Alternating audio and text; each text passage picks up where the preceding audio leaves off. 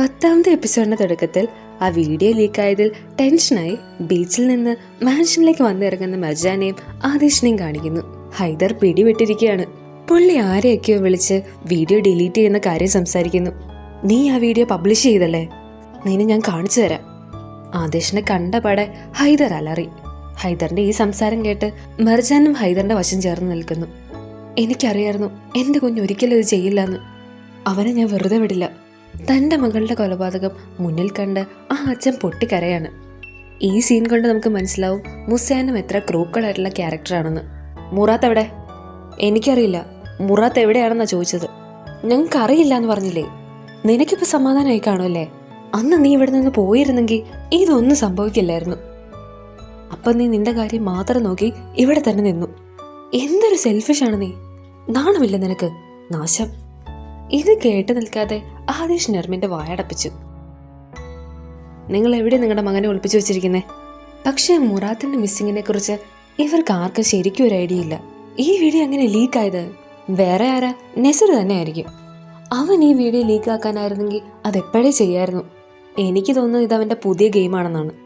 ഇവരുടെ ഈ സംസാരത്തിനിടയിൽ ഒന്നും അറിയാത്ത പോലെ അസ്ലി ഇടയ്ക്ക് കയറി. എന്തു പറ്റി? എല്ലാവരും എന്താ ഇവിടെ ടെൻഷനായിരിക്കുന്നേ? അമ്മ എവിടെ? അറിയില്ല. എന്തോ ഒരു കാര്യം ചെയ്യാനുണ്ടെന്ന് പറഞ്ഞ് രാവിലെ പോയതാ. എന്ത് കാര്യം? എന്നോടൊന്നും പറഞ്ഞില്ല. പെട്ടെന്ന് ജമാലിന് ഒരു കോള് വന്നു. മുറാത്തിനെ അന്വേഷിക്കാൻ വിട്ടവരിൽ നിന്ന് ഒരു വിവരവും ലഭിച്ചില്ല എന്ന് പറഞ്ഞു. ഇത് നമ്മുടെ ഭാഗത്തുനിന്നൊന്ന് മിസ്റ്റേക്കാണ്. ഈ സമയം ഹൈദർ മുറാത്തിനെ കുറ്റപ്പെടുത്തി സംസാരിക്കുമ്പോൾ നെർമിനെ അത് ഒരുപാട് വിഷമിപ്പിക്കുന്നു. നീ ആ വീഡിയോ പബ്ലിഷ് ചെയ്തല്ലേ? അപ്പൊ ഇതായിരുന്നല്ലോ നിന്റെ പ്ലാൻ. ജമാൽ, നിങ്ങൾ അങ്ങോട്ട് ചെല്ല്. ഞാൻ എങ്ങോട്ടും പോകുന്നില്ല. ഈ പെണ്ണ് എന്താ പറയാൻ പോകുന്നതെന്ന് എനിക്കും കേൾക്കണം. ഇത്രയും നാണമില്ലാത്തൊരു പെണ്ണിനെ ഞാൻ എൻ്റെ ജീവിതത്തിൽ കണ്ടിട്ടില്ല. അസ്ലി. എന്തസ്ലി? ഇവർ തന്നെ മുറാത്തിനെ ഒളിപ്പിച്ചിട്ട് പുതിയ നാടകമായിട്ട് വന്നിരിക്കുക. ഇത് കേട്ട് അസ്ലിയെ കൂടുതൽ നേരം അവിടെ നിർത്താതെ ജമാൽ വേഗം എപ്പോഴത്തേയും പോലെ അവളെ പിടിച്ചോണ്ട് പോയി. നിനക്ക് സാധാരണ ഒന്നിനും പേടിയില്ലാത്തതാണല്ലോ, ഇപ്പോഴെന്താ ഇത് അക്സെപ്റ്റ് ചെയ്യാൻ മാത്രം നിന്റെ ധൈര്യം ചോർന്നു പോയോ? പറയ്, നീയാണ് ഇതെല്ലാം ചെയ്തതെന്ന്. ഒച്ചയിടാൻ ഒത്തിരി ഇഷ്ടമാണെങ്കിൽ അങ്ങോട്ട് മാറി ഒച്ചയിട്. എനിക്കിതൊന്നും കേട്ടോണ്ട് നിൽക്കാൻ നേരമില്ല എന്ന് പറഞ്ഞ് മുഖം വെട്ടിച്ച് പോകാൻ തുടങ്ങിയ ആദേശിനെ മർജാൻ പിടിച്ചു നിർത്തി. എന്റെ ചേട്ടനും എല്ലാം പറ്റിയുണ്ടല്ലോ. എന്ത് ചെയ്യുന്നീ? പറയ്, എന്ത് ചെയ്യുന്നീ? അത് നീ സമയമാകുമ്പോൾ അറിയും. ഞാനിപ്പോൾ പിടിവിട്ട് നിൽക്കുക. നീ നിന്റെ ഫാമിലിയും ഒരു പുല്ലും ചെയ്യില്ല. നിന്റെ ബ്രദറിനെ ശരിക്കും എന്ത് പറ്റിയെന്ന് അറിയണമെന്നുണ്ടെങ്കിൽ നീ ആദ്യം അത് ചെന്ന് നിന്റെ ഫാമിലിയോട് തന്നെ ചോദിക്കുക. അവരാ ഇതിന്റെ പിന്നിൽ കളിച്ചത്. വേണമെങ്കിൽ ഒരു ക്ലൂവും കൂടെ ഞാൻ തരാം. അവർ നെസറുമായി കൂടെ ചേർന്ന് മുറാത്തിനെ നാടുകടത്താനായിരുന്നു പരിപാടി. ഇപ്പൊ കാര്യങ്ങളൊക്കെ ക്ലിയർ ആയോ? ഇത് കേട്ട് മർജാൻ അന്തം വിട്ട് നിൽക്കുകയാണ്. ഇതിന്റെ പുറകിൽ ഇങ്ങനെ ഒരു കഥയുള്ളതായി അവൾ സ്വപ്നത്തിൽ കൂടെ വിചാരിച്ചിരുന്നില്ല. ഒരു പാവം പെൺകുട്ടിയെ കൊല്ലുന്നൊന്നും ഇവരെ സംബന്ധിച്ച് ഒന്നുമല്ല. അവർക്ക് അവരുടെ റെപ്യൂട്ടേഷൻ മാത്രം. ആദേശിന്റെ ഈ സംസാരത്തിൽ മറുപടി ഇല്ലാതെ മർജാൻ നിന്നു. ഞാൻ പറഞ്ഞത് ഇനിയും വിശ്വസിക്കാൻ നിനക്ക് ബുദ്ധിമുട്ടാണെങ്കിൽ ചെല്ല്, നീ തന്നെ ചെന്ന് ചോദിക്ക്. പിന്നെ ഒരു കാര്യം കൂടി, നിനക്കറിയാമോ നിന്നോടിവിടെ കുറച്ചെങ്കിലും സഹതാപം ഉള്ളത് ആർക്കാണെന്ന്? നിന്നോട് സത്യം മാത്രം പറയുന്ന ആ ഒരേ ഒരാൾ ആരാണെന്ന് നിനക്കറിയാമോ? ആ ഭാഗ്യവൻ ഈ ഞാൻ തന്നെയാണ്. നീ ഏറ്റവും വെറുക്കുന്ന ഈ ഞാൻ. ഇത് കേട്ട് ദേഷ്യം പിടിച്ച് മർജാൻ നേരെ ചെല്ലുന്നത് തന്റെ സ്നേഹനിധിയായ മാതാപിതാക്കളുടെ അടുത്തേക്ക് തന്നെയാണ്. ഞാൻ കേട്ട സത്യമാണോ? നിങ്ങൾ ആ നെസറുമായി കൂടെ ചേർന്ന് മുറാത്തിനെ നാട് കടത്താൻ പോവായിരുന്നോ? ഓ, ഇതറിഞ്ഞിട്ടാണ് നീ ഇത്രയും ഓവർ റിയാക്ട് ചെയ്യുന്നേ. നിനക്ക് നിന്റെ ചേട്ടനോട് സ്നേഹമില്ലായിരിക്കും. പക്ഷെ എനിക്ക് എൻ്റെ കുട്ടി ജയിലിൽ പോകുന്നത് കാണാൻ കഴിയില്ല. നല്ല ന്യായീകരണം. എനിക്കറിയാം ഇത് നിങ്ങൾക്ക് മുറാത്തിനോടുള്ള സ്നേഹമൊന്നുമല്ല. ശരിക്കും നിങ്ങൾ അവനെ സ്നേഹിക്കുന്നുണ്ടായിരുന്നെങ്കിൽ അവനെ ഇങ്ങനെ നാട് കടത്തുന്നതിന് പകരം ഈ സിറ്റുവേഷൻ ഫേസ് ചെയ്യാൻ പഠിപ്പിച്ചാനെ. ഇത് നിനക്ക് മനസ്സിലാവണമെങ്കിൽ നീ ഒരു അമ്മയാവണം. ഇക്കാര്യം എനിക്ക് ഒരിക്കലും മനസ്സിലാവില്ല അമ്മേ. കാരണം ഞാൻ വളർത്തുന്ന കുട്ടികൾ ഒരിക്കലും കൊലപാതകികളാവില്ല. കറക്റ്റ് ടൈമിലാണ് ആദേശ സംഘം ഇങ്ങോട്ട് വരുന്നത്. ആദേശിനെ കാണുമ്പോൾ തന്നെ ഹൈദർ ഒച്ചയിടാൻ തുടങ്ങി. പുറകെ നെർമിനും. നിർത്ത്, ഈ അശരീരി മറ്റെവിടുന്നുമല്ല, ദാ സ്റ്റെപ്പ് ഇറങ്ങി വരുന്ന മുസൈനത്തിന്റെ അടുത്ത് തന്നെയാണ്. ഇതിന്റെ കൂടെ ഒരു കുറവേ ഉണ്ടായിരുന്നുള്ളൂ. ഇപ്പൊ അതുമായി. നിങ്ങൾ ഇതിന്റെ പേരിൽ ആദേശിനെ വെക്കിട്ട് കയറി നിൽക്കണ്ട. ആ വീഡിയോ പോസ്റ്റ് ചെയ്തത് അവനല്ല, ഞാനാണ്. പക്ഷേ മുസൈനത്തിന്റെ ഈ കൺഫെഷൻ ഏറ്റവും കൂടുതൽ ഞെട്ടിച്ചത് ആദേശിനെ തന്നെയാണ്. ഒടുവിൽ കുറ്റസമ്മതം നടത്തി നാക്ക് വായിലേക്ക് ഇടുന്നതിന് മുന്നേ നെർമിൻ നേരെ മുസൈനത്തിന്റെ കൊങ്ങയ്ക്ക് ഏർപ്പിടിച്ചു. മുസൈനെ അങ്ങനെ വിട്ടുകൊടുക്കുവോ? മുസൈനൻ നെർമിന്റെ മുടിക്കുത്തിന്. അങ്ങനെ ഈ കയ്യങ്ങളിൽ നിൽക്കുന്നത് ആദേശിന്റെ അലർച്ച കേട്ടാണ്. നാട്ടിൽ മുഴുവൻ മുറാത്തിന്റെ വീരസാഹസ കഥകൾ പാട്ടായതുകൊണ്ട് സ്വാഭാവികമായും ബിന്നാസിന്റെ അടുക്കളയിലും ഇന്ന് ഇത് തന്നെയാണ് ചർച്ചാ വിഷയം. അമ്മ എന്തായി ചെയ്തേ? ഈ ഒരൊറ്റ നിമിഷം കൊണ്ട് ഞാൻ ഉണ്ടാക്കിയ പ്ലാൻ എല്ലാം വെള്ളത്തിലായി. എനിക്കിനി കൂടുതൽ ഇവർ ആഹ്ലാദിച്ച് പുറത്ത് നടക്കുന്നത് കാണാൻ കഴിയില്ല. എന്നെ സംബന്ധിച്ച് മുറാത്തും ഹൈദറും ഒന്നു തന്നെയാണ്. എൻ്റെ മകനെ കൊന്നവർ തന്നെ. വർഷങ്ങൾക്ക് മുൻപ് തന്നെ ഞാൻ പറഞ്ഞതാ, ഇവരോട് പകരം ചോദിക്കാനുള്ള ഒരു ചാൻസ് ഞാൻ വിട്ടുകളയില്ല എന്ന്. പക്ഷേ എൻ്റെ പക വെറുതെ ജയിലിൽ കൊണ്ടിടാനായിരുന്നില്ല, ഇവരെ കുടുംബം അടക്കം കത്തിക്കാനാണ്. ഇത് കേട്ട് കാര്യങ്ങൾ കൈവിട്ട് പോകുമെന്ന് മനസ്സിലായപ്പോൾ ജമാൽ അവരുടെ ഇടയ്ക്ക് കയറി. അവിടുന്ന് മര്യാദയ്ക്ക് പോകാൻ തുടങ്ങി ആദിഷിനെ പിടിച്ചു നിർത്തി അസ്ലി അടുത്ത പണി ചോദിച്ചു മേടിച്ചു. അതായത് അവന് കൂടുതൽ ആലോചിക്കാതെ തന്നെ മനസ്സിലായി, ഐഡിയ മുസേനത്തിൻ്റെ ആണെങ്കിൽ നടത്തിപ്പ് ഉറപ്പായിട്ട് അസ്ലി തന്നെ ആയിരിക്കുമെന്ന്. ഇത് അവൻ അവളോട് തുറന്ന് ചോദിക്കുന്നു. അസ്ലിയെ അത് പറഞ്ഞ് ചാടിച്ച് ഒന്ന് തിരിഞ്ഞു നോക്കിയപ്പോഴാണ് മർജാൻ ഇങ്ങോട്ട് ധൃതി പിടിച്ച് പോകുന്ന കണ്ടത്. പിന്നെ ഒട്ടും താമസിക്കാതെ അവനും അതിൻ്റെ പുറകെ തന്നെ വെച്ച് പിടിച്ചു. അവൻ പുറകേന്ന് വിളിച്ചെങ്കിലും ഇതൊന്നും മൈൻഡ് ചെയ്യാതെ മർജാൻ അവളുടെ കാറിൻ്റെ അടുത്തേക്ക് നീങ്ങി. ചോദിച്ചത് കേട്ടില്ലേ നീ ഇങ്ങോട്ടാണ് പോകുന്നതെന്ന്? നിനക്ക് എന്ത് വേണം? ഞാൻ എൻ്റെ ചേട്ടനെ അന്വേഷിച്ച് പോവാണ്. എനിക്ക് പറ്റുന്നിടത്തൊക്കെ ഞാൻ അവനെ അന്വേഷിക്കും. കേൾക്കേണ്ട താമസം ആദീഷ് അവളെ പിടിച്ച് അവൻ്റെ കാറിൻ്റെ അടുത്തേക്ക് നടന്നു. കയ്യിന്ന് വിട്, കാറ് കയറ്, ഞാനും നിന്റെ കൂടെ വരാം. അതിന് ഒരാവശ്യമില്ല, ഞാൻ ഒറ്റയ്ക്ക് പോയിക്കോളാം. നീ തനിയെ കയറുന്നോ അതോ ഞാൻ തൂക്കിയെടുത്ത് കയറ്റണോ? ഇത് കേട്ട് വെറുതെ ആദീഷിന്റെ കൈക്ക് പണി ഉണ്ടാക്കണ്ട എന്ന് വിചാരിച്ച് മർജാൻ തന്നെ കാറ് കയറി. നേരെ നന്നായി ഇരുട്ടി. ആദിഷ് അവസാനം നെസറിന്റെ വീട്ടിൽ ചെന്ന് അവൻ്റെ അണ്ണാക്കിലേക്ക് കയറ്റിയാണ് വണ്ടി നിർത്തുന്നത്. നിനക്കെന്താടാ വയ്യേ? മുറാത്ത് എവിടെ നെസർ? ഓഹോ, അപ്പൊ നിങ്ങൾ ഇവിടെ ടീമായിട്ട് അന്വേഷിക്കാൻ വന്നതാണോ? നീ കൂടുതൽ നാടകമൊന്നും കളിക്കണ്ട. എനിക്കറിയാം നീ ഹൈദറും തമ്മിലുള്ള പ്ലാൻ. അതറിഞ്ഞിട്ടാണ് ഇങ്ങോട്ട് കെട്ടിയെടുത്തേ. എന്നാ കേട്ടോ, ഞങ്ങൾക്ക് അങ്ങനെ ഒരു പ്ലാൻ ഉണ്ടായിരുന്നു. പക്ഷെ തീരുമാനിച്ച പോലെ ആ മീറ്റിംഗ് സ്പോട്ടിലേക്ക് അവൻ വന്നില്ല. ഇത് കേട്ട് ആദിഷ് വിശ്വസിക്കുന്നില്ല. നീ ഇപ്പൊ ഇവന്റെ കൂടെയാണ് കറക്കം. ഇത് നിനക്ക് ഒട്ടും ചേരുന്നില്ല മർജാൻ. നിർത്തിക്കോ, നീ ഇറങ്ങി പോടാ ഇവിടുന്ന് എന്ന് പറഞ്ഞ് നെസർ ആദിഷിന്റെ നേരെ വെള്ള ചൂണ്ടിയത് മാത്രമേ ഓർമ്മയുള്ളൂ. ഈ ശബ്ദം കേട്ട് ഡെമറ്റ് ഓടി വന്ന് അവരെ പിടിച്ചു മാറ്റി. നീ ഇതിൽ ഇടപെടണ്ടെന്ന് പറഞ്ഞ പാതിരാത്രി വീട്ടിൽ കയറി വന്ന് എന്റെ ചേട്ടനെ ഉപദ്രവിക്കാൻ നോക്കുമ്പോൾ ഞാൻ നോക്കി നിൽക്കണോ? ഇത് കേട്ട് മർജാൻ മുറാത്തിനെ കാണാനില്ലെന്ന കാര്യം ഡെമറ്റിനോട് പറയുന്നു. പിന്നെ അവൾ രാത്രി വന്ന് പ്രശ്നമുണ്ടാക്കിയതിൽ ഡെമറ്റിനോട് ക്ഷമ ചോദിക്കുന്നു. നീ വാ, നമുക്ക് പോവാം. ഇത്രയും പറഞ്ഞ് അവരവിടെ നിന്നിറങ്ങി. മുറാത്തിനെ കാണാതെ എല്ലാവരും ടെൻഷനായിരിക്കുകയാണ്. മർജാൻ മുറാത്ത് പോവാൻ സാധ്യതയുള്ള ഒട്ടുമിക്ക എല്ലാ സ്ഥലങ്ങളിലും ആദിഷിനെ വരിച്ചുകൊണ്ട് പോയി. ഒരുപാട് വൈകിയപ്പോൾ അവസാനം അവർ വണ്ടി സൈഡാക്കി. താങ്ക് യു എൻ്റെ കൂടെ വന്നതിന്. ഇനി നമുക്ക് തിരിച്ചു പോയേക്കാം വീട്ടിലേക്ക് എന്ന് പറഞ്ഞവൾ ഒരുപാട് വിഷമിച്ച് അടുത്ത് കിടന്നൊരു ബെഞ്ചിൽ ചെന്നിരിക്കുകയാണ്. ഞാൻ നിന്നെ വീഡിയോയുടെ കാര്യം പറഞ്ഞ് കുറ്റപ്പെടുത്തിയപ്പോൾ നീ എന്താ തിരിച്ചൊന്നും പറഞ്ഞത്? എനിക്ക് എക്സ്പ്ലനേഷൻ കൊടുക്കുന്നത് വലിയ താല്പര്യമുള്ള കാര്യമല്ല, പ്രത്യേകിച്ച് ഞാൻ ചെയ്യാത്ത കാര്യങ്ങൾക്ക്.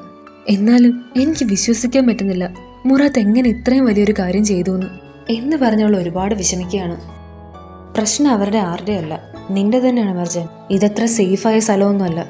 ദുഷിച്ച ആളുകളും ഇവിടവുമായി പൊരുത്തപ്പെടാൻ നീ ഇനിയും പഠിക്കണം. എന്നാലും ഒരാളെ പോലും വിശ്വസിക്കാതെ എങ്ങനെ ജീവിതം ജീവിച്ചു തീർക്കും? നീ നിന്നെ മാത്രം വിശ്വസിക്കുക, അത് നിന്നെ ഒരിക്കലും തകർക്കില്ല.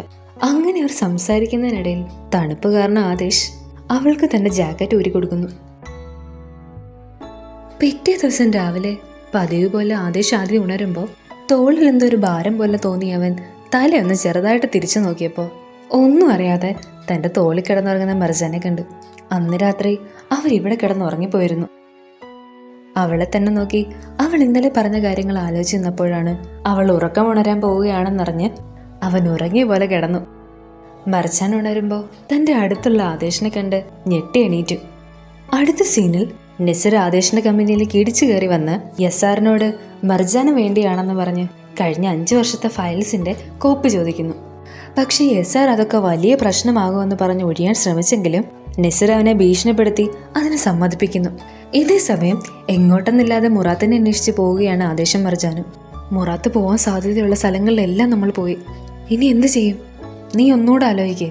അവൻ്റെ അടുത്ത കൂട്ടുകാർ, എക്സ് ഗേൾ ഫ്രണ്ട്സ്. ഇത് കേൾക്കുമ്പോൾ അവൾക്ക് പെട്ടെന്ന് റിവ എന്ന പേര് മനസ്സിലേക്ക് വരുന്നു. ചെറുപ്പത്തിലെ അച്ഛനോട് പിണങ്ങി മുറാത്ത് പലപ്പോഴും റിവയുടെ വീട്ടിൽ ചെന്ന് നിന്നിട്ടുണ്ട്. ഇത് കേട്ട പാതി കേൾക്കാത്ത പാതി ആദിഷ് വേഗം വണ്ടി തിരിച്ചു. അടുത്ത സീനിൽ സെഹ്റ വന്ന് പതിവിന് വിപരീതമായി മര്യാദയ്ക്ക് പണിയെടുത്തുകൊണ്ടിരുന്ന ചീച്ചക്കനെ പൊക്കിയടിക്കുകയാണ്. ഇത് കേട്ട് ഇവൾക്കിനി ആള് മാറിപ്പോയോ എന്ന് ഡൗട്ട് നിൽക്കുകയാണ് ചീച്ചക്ക്. ചീച്ചക്ക് അവളോട് വളച്ചുകെട്ടില്ലാതെ കാര്യം പറയുമ്പോൾ സെഹറ മാലിക്കിനെ സെറ്റാക്കാൻ ഹെൽപ്പ് ചെയ്യുമോ എന്ന് ചോദിക്കുന്നു. ഇത് കേട്ട് പല്ല് കടിച്ചു നിൽക്കുന്ന ചീച്ചക്കനെ കാണിച്ച് അടുത്ത സീനിൽ മർജാനും ആദേശും അവർ നേരത്തെ പറഞ്ഞ റിവയുടെ വീട്ടിൽ വന്നെത്തി. മുറാദ്, നീ ഇവിടെ ഉണ്ടെന്ന് എനിക്കറിയാം, പുറത്തേക്ക് വാ, ഞങ്ങൾ നിന്നെ ഹെൽപ്പ് ചെയ്യാൻ വന്നതാണ്.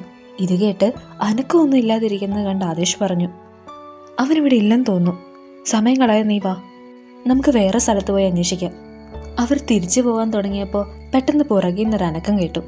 മുറാദ്, നീ ഇവിടെ ഉണ്ടെന്ന് എനിക്കറിയാം, സറണ്ടർ ആവുന്നതാണ് നിനക്ക് നല്ലത്. ഇവരുടെ വിളി കേട്ട് അവസാനം മുറാദ് അവിടെ നിന്നും വന്നു. എല്ലാം അവസാനിപ്പിച്ച് തളർന്നാണ് അവന്റെ വരവ്. എന്റെ ജീവിതം നശിച്ചു, എല്ലാം കഴിഞ്ഞു. ഇത് കണ്ട് മർജാൻ ഓടി ചെന്ന് മുറാദിനെ കെട്ടിപ്പിടിച്ചു. ഇതിനെല്ലാം കാരണം ഇവൻ ഒറ്റ ഒരുത്തനാ, നീ വെറുതെ അറിയാത്ത കാര്യത്തെക്കുറിച്ച് സംസാരിക്കണ്ട. ഇത് കേട്ട് പിടിവിട്ട് മുറാദ് ആദേശിന്റെ നേരെ പാഞ്ഞെടുത്തു. അവൻ അടുത്ത് വന്ന പാടെ ആദേശ് അവന്റെ കരണം നോക്കി ഒരെണ്ണം കൊടുത്തു. കൂടുതൽ പ്രശ്നമുണ്ടാകുന്നതിന് മുന്നേ മർജാൻ ഉടനെ ഇടയ്ക്ക് കയറി. നീ മര്യാദയ്ക്ക് സറണ്ടർ ആയിക്കോ, അതാ നിനക്ക് നല്ലത്. മുറാദ്, ഇപ്പോൾ നീ ഓടിയാ നീ ജീവിതകാലം മുഴുവൻ ഇങ്ങനെ ഓടേണ്ടി വരും. ഒടുക്ക അവർ നിന്നെ പിടിക്കും. അതിൽ ഭേദം നീ ഇപ്പൊ തന്നെ കീഴടങ്ങുന്നതാണ് നല്ലത്. ഇപ്പൊ നീ ഈ കുറ്റം ഏറ്റെടുത്തില്ലെങ്കിൽ നീ കൊല്ലുന്നത് ആ കുട്ടിയെ മാത്രമല്ല, നിന്നെ ഇത്ര വിശ്വസിക്കുന്ന നിന്റെ അനിയത്തെ കൂടിയാണ്. ഇത് കേട്ട് വേറെ വഴിയില്ലാതെ മുറാദ് അത് സമ്മതിക്കുകയാണ്. ശരി, ഞാൻ സറണ്ടർ ആവാം, പക്ഷെ എനിക്ക് വീട്ടിൽ ചെന്നൊന്ന് യാത്ര പറയണം എൻ്റെ അച്ഛനോട്. ശരി വാ. ആദേശിന്റെ കാറ് വന്ന് മാൻഷന്റെ ഫ്രണ്ടിൽ ഇറങ്ങുമ്പോൾ കുടുംബാംഗങ്ങൾ എല്ലാവരും മുറാദിനെ പ്രതീക്ഷിച്ചിരിക്കുകയായിരുന്നു. അവനെ കണ്ട് ഒരുപാട് വിഷമിച്ച് നെർമിൻ അവനെ ഓടി കെട്ടിപ്പിടിക്കുന്നു. ഹൈദർ, ഇവനെ ഒന്ന് രക്ഷിക്ക്, ഇവന്റെ രക്ഷ ഇനി ജയിലിലാണ്. നീ ഒന്നും കൂടെ ആലോചിക്ക്, ഞാൻ നിന്റെ കാല് പിടിക്കാം. വേണ്ടമ്മേ, ഞാൻ എൻ്റെ തീരുമാനം എടുത്തു കഴിഞ്ഞു, ഞാൻ സറണ്ടർ ആവാൻ പോവാണ്. മുറാദ് വേഗം അവിടെ നടന്ന് ഒരു തല്ല് പ്രതീക്ഷിച്ചുകൊണ്ട് ഹൈദറിന്റെ അടുത്തേക്ക് നടന്നു. പക്ഷെ അവനെ ഞെട്ടിച്ചുകൊണ്ട് ഹൈദർ വേഗം അവനെ കെട്ടിപ്പിടിച്ചു. അവനത് ഒരിക്കലും പ്രതീക്ഷിച്ചിട്ടുണ്ടായിരുന്നില്ല. ഇത് കണ്ട് അവൻ പൊട്ടിക്കരയാണ്. ഹൈദർ അവന് വേണ്ടി നല്ല വക്കീലിനെ ഏർപ്പാടാക്കാം എന്നൊക്കെ പറഞ്ഞ് അവനെ സമാധാനിപ്പിക്കുന്നു. ഈ കാഴ്ച കണ്ട് ആദേശ് മുസൈനത്തിനോടായി പറഞ്ഞു, ഇങ്ങനെ അവന് ഓരോരുത്തരായി നഷ്ടപ്പെട്ടുകൊണ്ടേയിരിക്കും. ആദ്യം അവൻ്റെ വീട്, അവൻ്റെ കമ്പനി, അവൻ്റെ മകൻ, അങ്ങനെയല്ല. മുറാദ് അവസാനം താൻ ചെയ്ത തെറ്റുകൾക്കെല്ലാം എല്ലാവരോടുമായി മാപ്പ് ചോദിക്കുകയാണ്. എനിക്കറിയാം, എല്ലാത്തിനും കാരണം ഞാൻ തന്നെയാണ്. നീ ഏറ്റവും കൂടുതൽ വെറുക്കുന്ന ഇവനെ കല്യാണം കഴിക്കാൻ കാരണവും ഞാൻ തന്നെയാണ്.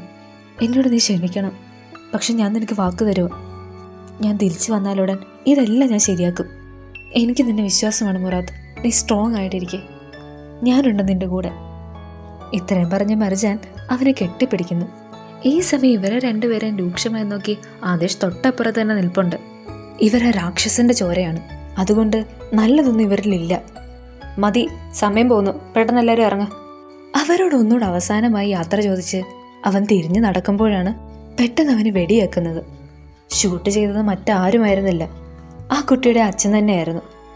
മുസയാനം കുറച്ചു മുന്നേ എരിവേറ്റിക്കൊടുത്ത ആ തോക്കുമായിട്ടാണ് അയാൾ വന്നിരിക്കുന്നത്. ഇതെന്റെ മകൾക്ക് വേണ്ടിയാണ്, ഇനി നിനക്ക് സമാധാനമായിട്ട് കിടന്നുറങ്ങാം. ഇത് കണ്ട് ജമാൽ ഓടി വന്ന് അയാളെ അവിടുന്ന് മാറ്റി. തന്റെ കൺമുൻപിൽ വെച്ച് വെടിയേറ്റ് വീണ മുറാത്തിന്റെ അടുത്തേക്ക് മർജാൻ അലറിക്കൊണ്ടോടി. ഈ രംഗം കാണുമ്പോൾ ആദേശിന് അവന്റെ ചെറുപ്പത്തിൽ ഏനുള്ള അവന്റെ അടുത്തുനിന്ന് വലിച്ചഴിച്ചുകൊണ്ട് പോകുന്നതാണ് ഓർമ്മ വരുന്നത്. ഈ സമയം മുറാദാണ് അവനെ തടഞ്ഞിരുന്നത്. അവന്റെ അവസാനമാണ് ഇതെന്ന് മനസ്സിലാക്കി ആദേശ് വേഗം അവന്റെ ചെവിയിൽ ചെന്ന് പറഞ്ഞു, മരിക്കുന്നതിന് മുന്നേ നീ തറഞ്ഞു, ഞാൻ താഹിറാണ്. ഓർക്കുന്നില്ലേ നീയൊക്കെ കൂടി എന്റെ പെങ്ങളെ കൊന്നത്? മുറാദ് ഇത് മർജാനോട് പറയാൻ ശ്രമിച്ചെങ്കിലും അതിനു മുന്നേ അവൻ മരിക്കുകയാണ്. ഇത് കണ്ട് അലറിക്കരഞ്ഞ് പോവാൻ തുടങ്ങുന്ന ആദേശിനെ അവൾ പിടിച്ചു നിർത്തി. എന്റെ ചേട്ടൻ മരിക്കാൻ കാരണം നീയാണ്, നിന്നെ ഞാൻ നശിപ്പിക്കും, ഞാൻ മരിക്കുന്നവരെ ഇത് മറക്കില്ല. മുറാത്തിന്റെ മരണവും ഇവരുടെ എല്ലാവരും സങ്കടവും കാണിച്ചുകൊണ്ട് ഇന്നത്തെ എപ്പിസോഡ് അവസാനിപ്പിക്കുമ്പോൾ കൂടെയുള്ളത് ആർജി എൻ്റെ കുട്ടി.